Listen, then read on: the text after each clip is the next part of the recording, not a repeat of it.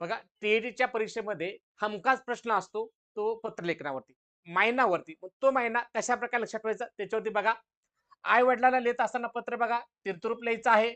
वडील मंडळीस लिहिताना बघा तीर्थस्वरूप लिहायचं आहे. शिक्षकाला लिहायचं असेल तर गुरुवर्य लिहायचं आहे. आणि धाकट्या भावास किंवा बहिणीस लिहायचं असेल तर प्रिय लिहायचं आहे. मोठा भाऊ किंवा बहीण असेल तर तीर्थस्वरूप लिहायचं आहे. मित्र मैत्रीण असेल तर प्रिय मित्र मैत्रीण लिहायचं आहे. आणि सन्मान्य व्यक्ती असेल तर माननीय असं लिहितो. अशाच प्रश्नासाठी बघा बघून घ्या. मग आता आई वडिलांसाठी काय लिहिणार मला सांगा तुम्ही मग?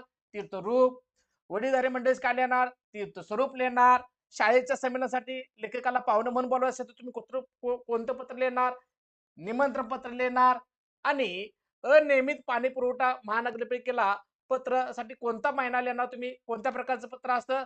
तक्रार अर्ज लिहिणार. आणि ज्याच्यामध्ये भावना उत्स्फूर्त महत्व असते असा पत्रप्रकार कोणता? या प्रश्नाचं उत्तर तुम्ही काय करायचं आहे? कमेंट सेक्शनला टाकायचं आहे. अशाच नवनवीन व्हिडिओसाठी काय करायचंय? फेसबुकवर सर्वांनी फॉलो करायचं.